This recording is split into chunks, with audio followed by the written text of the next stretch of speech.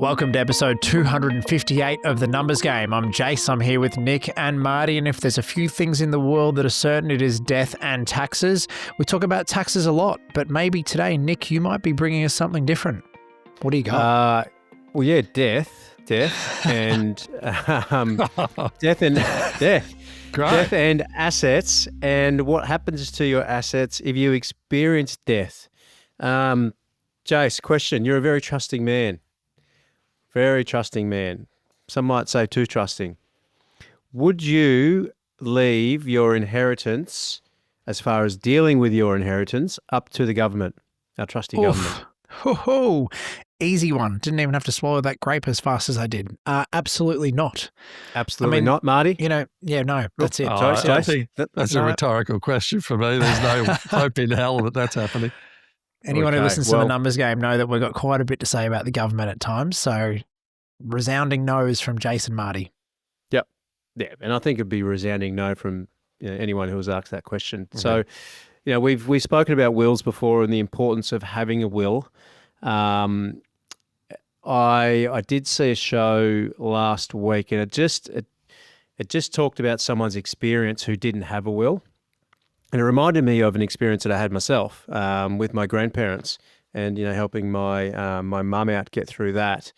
And I thought it would be worth talking about, the implications of not having a will, as in not so much your money not going to the right area, but the delays that it can cause. And second to that, just how it's becoming more and more important because people are dealing with a lot of wealth now, whether they've considered themselves wealthy or not.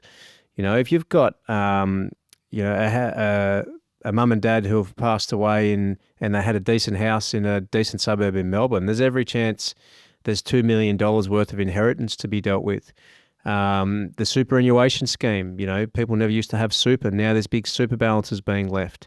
Life insurance policies, share markets are at all-time highs. So if they've had shares, they're now worth more than what they were 10 years ago. So there's this spike in wills being contested at the moment because of these particular reasons. Just to give you some stats, because Jace, you're a numbers man, 60% of Australians now die without a valid will. In 2024, in New South Wales alone, there were 1,461 contested estates. Wow. Just last year.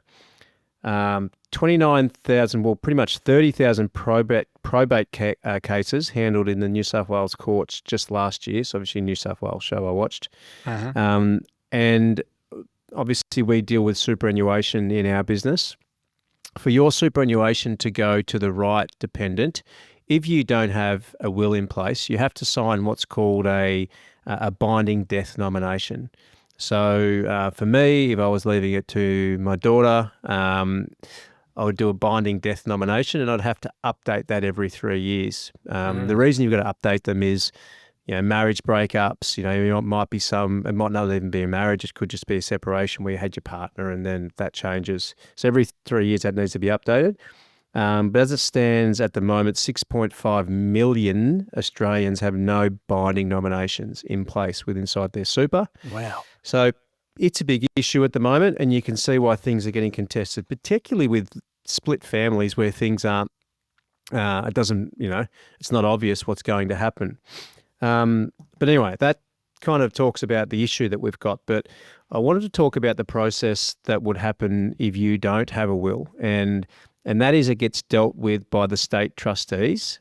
And I think going back, my personal experience is my grandparents. So, they would have been sort of in their 90s now, late 80s, 90s. They've both passed away. And, hardworking Australians, not considered wealthy, but so when I say not considered wealthy, not the type that would think that they should get a will or see a lawyer. So they actually put all of their faith, and my grandfather in particular put all his faith in the state trustees, because that's what he knew. That's what he knew, and he thought that that's how things would get dealt with, in the best way they could. So our particular case was not so much that the state trustees, did the wrong thing with the money. It was just the process that we had to follow, and the emotional drain, and in the end, monetary drain that caused. So my grandparents had a house on the Central Coast, a little town called Yamina, right near Gosford. Beautiful town. Paid nothing for the property. It was worth quite a bit of money by the time they passed away. My grandfather used to tell me all the time he paid in pounds and built the house and all that kind of stuff. But when they both passed away, it went to the state trustees to be dealt with. And the state trustees is obviously a government organisation, so it's highly under-resourced. And I reckon we were with the state trustees for about a year, and all we were trying to do is get the state trustees to appoint a real estate agent to sell the house. So we had to put up three agents that we wanted to recommend to sell the house, something like that. And then they would get different valuations because they're the trustees, so they're trying to get the best result, so they want to be involved. And it was a few years ago, and you may or may not remember, but New South Wales had some torrential rain a couple of years ago, and this was an old house, and it got absolutely pelted with rain. And in the 9 months that it sat there doing nothing, not on the market, there was a lot of damage, and it had a massive impact on the valuation. And also, the property market had come back slightly from when it really should have been sold. So that was my personal experience. And then I see this this story on the news the other night about a guy named Tim Brigden from Sydney. So Tim's family nominated state trustees. Both of his parents have died. He is the only child. So there is no other kids. He's the only child. So his assumption is that his parents, and my assumption would be too, his parents' inheritance will pass to him. Tim has now spent 3 years arguing with New South Wales public trustees. And what he's trying, this is his own words, what he's trying to argue with them that it's in the estate's best, estate's best interest that he is actually the trustee. So, there could be more to this story because you don't really know. But the reality is, on the surface, he's the only child. And he's now been doing or fighting this for 3 years. So you've got costs from a legal point of view. You've got the emotional drain. You've got the opportunity cost of not having that inheritance working for you in other ways. But it's for me, it's just the timing, and it just reminded me of the process that we went through. And how can it go on for 3 years? It just doesn't make any sense. Like, it should be able to be dealt with really, really quickly. So it's not just about the will, and we would have said this in the last episode, but it's not just about getting the money to the right place. It's the speed and how quickly it can happen. And you don't want to be in the position where you are dealing with a government organisation that's heavily under-resourced, that's dealing with more and more cases, because it's only going to get worse. Any personal stories or any experience with state trustees? You boys? No, I haven't, but I find it challenging to, like you said, I didn't have a will the last time we spoke about this, and I ran out pretty quickly and got one. So it had an impact, that discussion. But again, it's the lack of control. It's not even the speed of money, but all of a sudden someone else is controlling your own family's assets. And I don't like that because you're disempowered, and then you're having to fight for something because you're going through enough grief with the death of the person, right? Let alone now having to fight a battle on the back of it to try and do get what's right. So no matter even if there's a positive outcome, it just feels like a really horrible process to go through, emotionally and financially. So it's, I think, definitely get a will. Yeah. And one of the biggest issues they pointed out too on this particular story was the rise in popularity of online will kits and just the issues that they cause, because there's a lot of factors that aren't considered. And not to repeat myself, but this wasn't a problem sort of 50, 60 years ago. Now that properties are worth so much, wills are getting contested or estates are getting contested. And I don't know. I just think it's so easy to get a will and it's so simple that it's something everyone should be doing. I think you make a good point there, though, with the will kits. Because people generally go to the cheapest option without recognizing that could be the most expensive. Really? Yep. But that's where the general consensus, people will go to that as the first point of call. So Nick, you do estate planning there at Innovate as well. So you're sort of, sharing strategies in regards to how to best, utilize that sort of transition. What do you see, or what have you read, or what do you know in regards to the difference between those will kits and actually having something that's very, that's through a lawyer?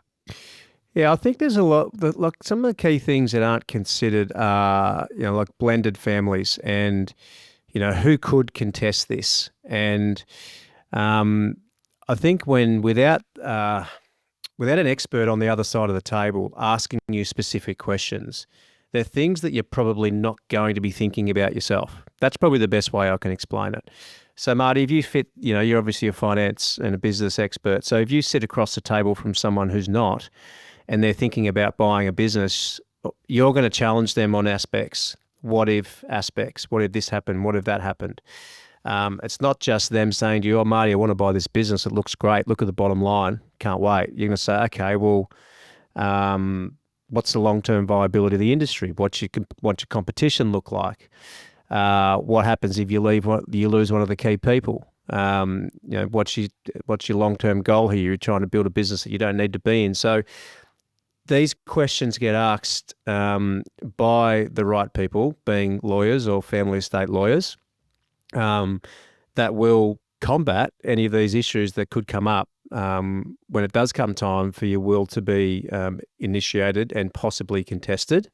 So yeah, that's probably the best way I could explain it without going into actual things. That's a great point. I've been working sort of just with an architect doing a little reno, and they've got a design background, and I had sort of ideas on what I wanted, and then having an expert on it, I just go, you don't know what you don't know till you realize you know nothing.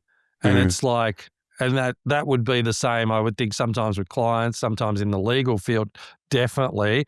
So again, when you feel exposed because you're going far out, I just don't know. I don't understand any of this really. It's important to get the right direction and really protect yourself with the right information. A couple of ones to add to the either not having a will or having a poorly drafted will from, a basic kit that doesn't go into detail. Family trust with corporate trustees or family trusts.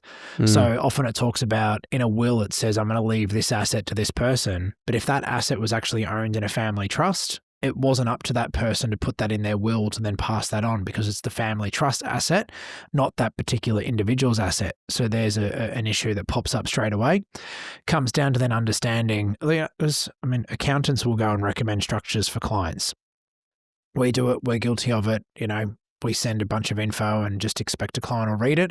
But, you need to understand what is an appointor. And the appointor is who really controls the trust, because they can remove and appoint a new trustee.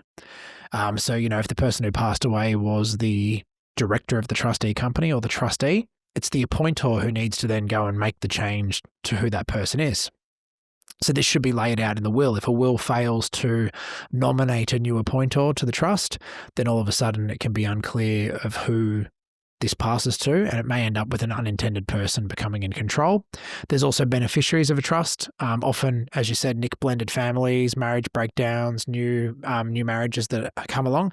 You may have started a family trust in your original marriage. You may have separated from your partner and you have a new partner. But if your departed spouse is still listed as a primary beneficiary, could open up some issues. So you need to look at amending previous family trusts. Yeah, and another thing I'll add to that, you see this a lot, where your ex-partner is the primary beneficiary and not your children.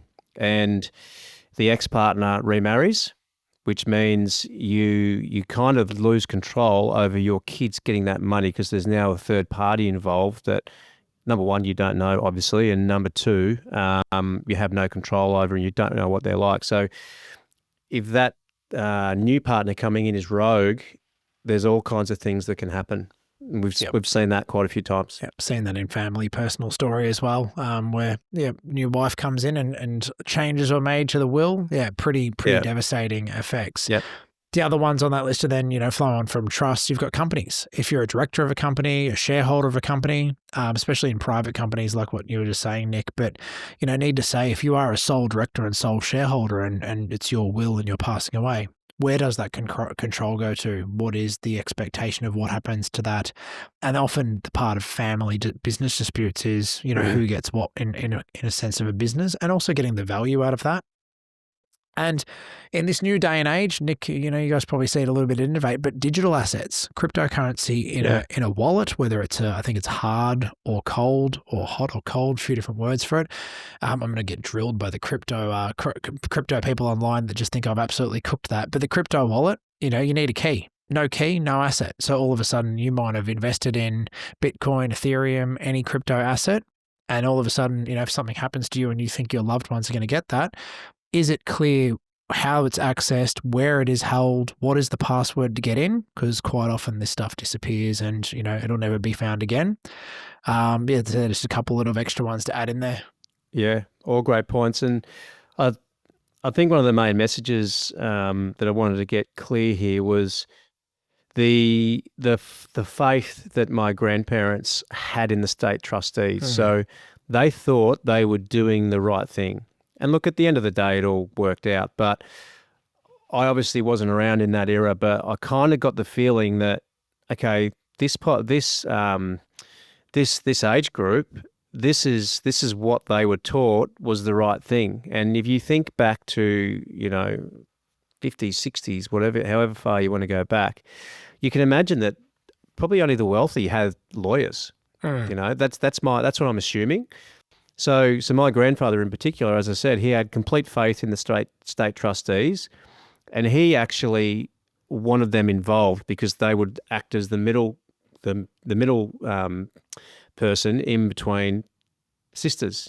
So I guess the other message is, if you are in if you've got elderly parents, it is worth asking the question, not to be able to drive the will in a particular way, but hey, have you got a will in place?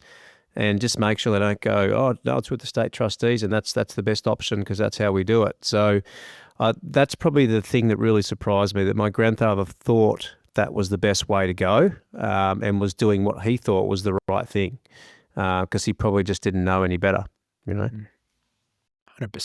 I think if the fact that we've done a follow-up episode on this, it's clear that it is a key issue that people need to take seriously. So, just like the last episode, we stressed, go out there, look into it, get a referral if you need one, reach out to myself, Nick or Marty if you want a referral to someone that can help you out if you don't have someone in your network. Jason, Nick, is it just an estate planning lawyer or you just go to a general solicitor? Like, when do you go to those two? Are they different? Just so to give the audience something on that. Yeah, there's people that specialise in estates, but most law firms will have someone within their group that does that now. That's generally how it works. Solicitors that do specialise in different areas. So, and if they don't, they'll refer you to someone. Financial planners the same. Like we work with. We obviously don't do the legal side, but we work with a group. A couple of groups that look after the family estates for us, estate planning. Pretty sure as well, a will, for it to be legally binding and done properly, needs to have a few people formally present face-to-face. I think multiple people have to sign at the same time, in person, in a room, just to make it legally binding as well. So if you are doing one online and it's digital signature and it's remote, probably a red flag there that you actually need to get into a room with the appropriate parties when it comes to setting things up properly and having it legally binding. Yep, exactly right. It's a absolute banger again. It's we exist to help people learn, to share education, to share our war stories, and to share other people's war stories. So Tim, New South Wales, hopefully you're getting it sorted. There was an article, it's as late as in late September, there was an article still going with Tim and lawyers still fighting this. So don't be Tim. Get out there, get your will sorted. If you haven't contacted Innovate and you don't have a financial advisor, this is also a good time to get your superannuation looked at, get that binding death nomination sorted. Innovate, look after. I've actually just got a message from Macy. Casey and I have a meeting with Innovate this evening to go over our budget and talk all things exciting. So a lucky day. But this isn't about me. It's not about just Innovate, although we do love Innovate here at the Numbers Game. This is about you getting your will sorted and being safe and secure and not having things go pear-shaped when you are gone. Until next time. Protect your loved ones. Control your assets. Game over. This podcast is for educational and informational purposes only. The conversations are of a general nature and do not qualify as financial or tax advice. We recommend before you make any financial decisions, you consult a licensed professional. Individuals on the podcast may hold positions in the companies discussed.